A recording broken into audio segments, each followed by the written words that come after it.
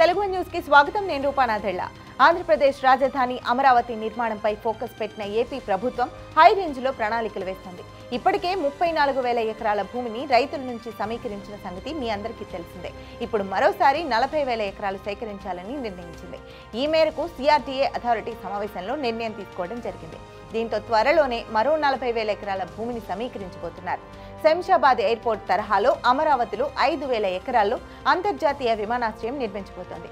అలాగే 2,500 ఎకరాల్లో స్మార్ట్ ఇండస్ట్రీని, మరో 2,500 ఎకరాల్లో అంతర్జాతీయ క్రీడా సిటీని నిర్మించాలని ఏపీ సర్కార్ భావిస్తోంది. వీటి కోసం దాదాపు 10,000 ఎకరాలు అవసరమవుతాయి.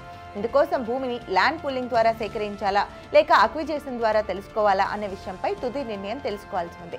గ్రామ సభలు నిర్వహించి రైతుల అభిప్రాయం తెలుసుకున్న తర్వాత భూసేకరణ లేక సమీకరణ అన్న విషయంపై ఫైనల్ డెసిషన్ తీసుకోవాలని ప్రభుత్వం భావిస్తోంది. అయితే రైతులు మాత్రం ల్యాండ్ పూలింగ్కే మొగ్గు చూపుతున్నారని మంత్రి నారాయణ చెప్పారు.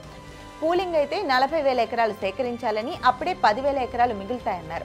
అక్విజిషన్ అయితే 10,000 ఎకరాలు సరిపోతాయన్నారు. అయితే రైతులకు కూడా మేలు జరగాలి కనుక వీలైనంత వరకు ల్యాండ్ పూలింగ్ నే ప్రిఫర్ చేస్తామన్నారు మంత్రి నారాయణ. ఇక అమరావతి కోర్ క్యాపిటల్ ఏరియాలో 3,673 కోట్ల వ్యయంతో 5 అడ్మినిస్ట్రేటివ్ టవర్ల నిర్మాణానికి L1 టెండర్లు సిఆర్డీఏ ఖరారు చేసింది. 882 కోట్లతో నిర్మించే జీఏడీ టవర్ నిర్మాణాన్ని ఎన్సీసీ, 1,487 కోట్లతో నిర్మించే హెచ్ఓడి, 1-2 టవర్ల నిర్మాణాన్ని షాపూర్ జీ అండట్ పల్లంజీ, 1,304 కోట్లతో నిర్మించే హెచ్ఓడి, 3-4 టవర్లను ఎల్ఎన్టీ దక్కించుకున్నాయి. త్వరలోనే నిర్మాణ పనులు కూడా ప్రారంభం కానున్నాయి. 2014-19 మధ్య రూపొందించిన డిజైన్ల ప్రకారమే ఈ టవర్ల నిర్మాణ పనులు జరుగుతాయని మంత్రి నారాయణ స్పష్టం చేశారు.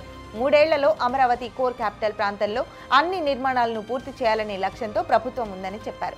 రెండో దశ ల్యాండ్ పూలింగ్ పై కూడా మరో 15 రోజుల్లో క్లారిటీ వస్తుందని, భూసేకరణ తర్వాత రాజధాని నిర్మాణ పనులు పరుగులు పెడతాయని చెప్పారు.